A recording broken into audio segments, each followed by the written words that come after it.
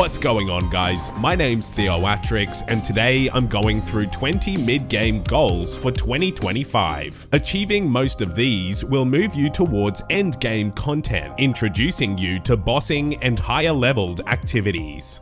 The first goal for mid-gamers is to obtain the Barrow's gloves. These give high attack and strength bonuses, as well as some defense, and they're required to make ferocious gloves. Earning the Barrow's gloves also gets a ton of quests out of the way, and it sets up your account very well towards the endgame.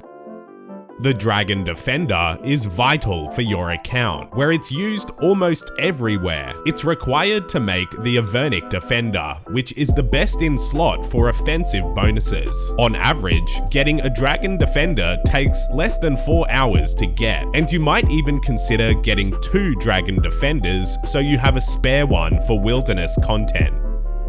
Herb runs and birdhouse runs are important for passive income and XP. Herb runs in particular can be one of the best moneymakers in the game if you do them efficiently, and this can set you up with the GP to spend on other items in this list.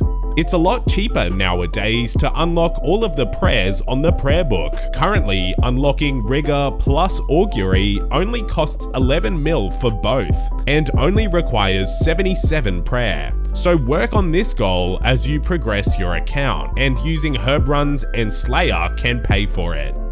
Another vital unlock is unlocking all of the spellbooks, as well as their extensions. So this includes Desert Treasure 1, Lunar Diplomacy, Dream Mentor, and A Kingdom Divided to unlock all of the spells. Having access to every spell really expands the amount of content your account can do.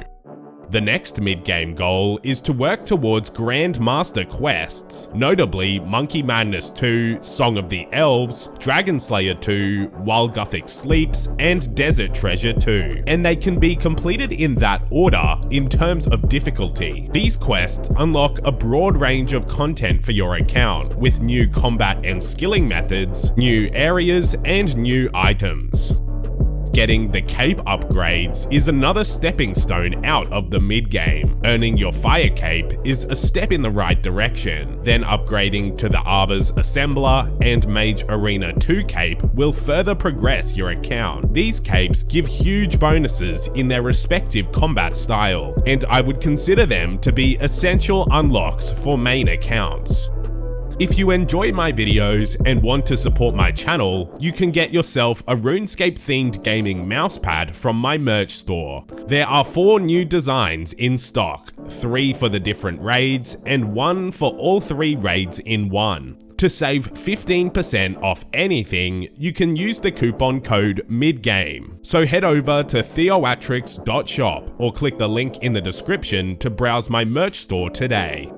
Another mid-game goal is to set up your account for Slayer and train the majority of your combat stats with Slayer. This is essential, especially if you're going for the max cape. You can set up block lists and unlocks at the Slayer Master to suit your playstyle, then you should do all your combat at Slayer and bossing. To transition out of the mid-game, it's also important to keep up with your achievement diaries. Completing up to at least the hard tier of diaries will significantly improve your gameplay. Elite diaries can be left for later since they have higher requirements, and the hard diary tiers offer similar rewards. Another goal for the mid-game is to try out mid-game bosses to get comfortable with the mechanics. 2 great examples of mid-game bosses are Scurrious and Perilous Moons, which both have somewhat advanced mechanics but aren't super damaging. Doing this will also get you some combat achievement points, and also some GP and XP in the process. That leads me to my next mid-game goal, which is completing up to the medium combat achievements. This will make some parts of the game a lot easier with a range of rewards, like no prayer drain at Barrows and faster pest control points. Completing combat achievements also introduces you to a range of bosses, including some interesting challenges.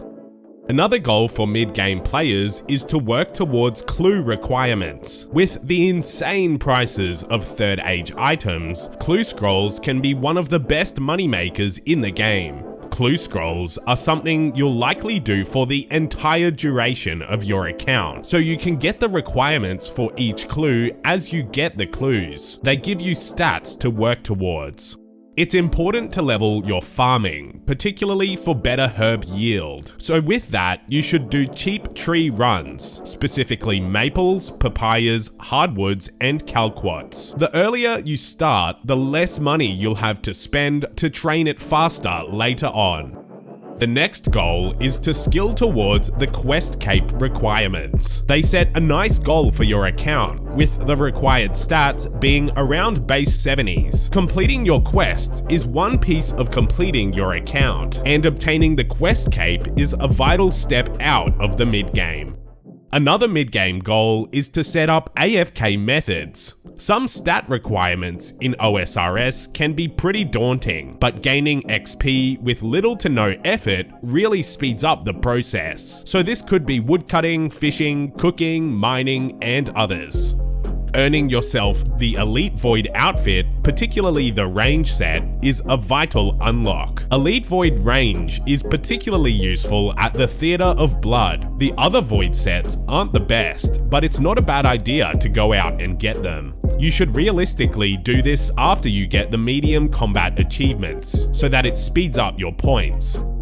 The Fighter Torso provides high strength bonuses for an item you don't have to spend any money to get. The Torso is also required for a Master Clue, and to complete the hard candor in Diaries, you need to kill the Penance Queen as well, so you're one step closer to the Fighter Torso with that.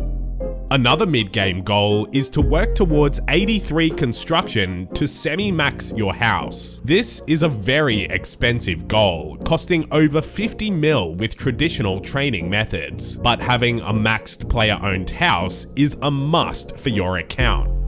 A goal to work towards to exit the mid-game is to reach base 90s in the combat stats. This sets you up for endgame content, like raids and high-level bosses. It allows you to partake in almost all endgame PVM. If you do all of the previous goals I've said, and you get 90s in the combat stats, you've pretty much entered the endgame. Now for number 20, the final mid-game goal of this video is to try out certain pieces of endgame content. Don't be afraid to try new bosses or to try new methods, and ultimately dying a couple of times really isn't that bad. Anyways, those were 20 mid-game goals for 2025. Getting these will take you out of the mid-game, putting you towards endgame content. If you enjoyed this video, be sure to leave a like and subscribe to my second channel for more old school content. Be sure to check out theowatrix.shop by clicking the link in the description and browse my merch store today. Thanks for watching.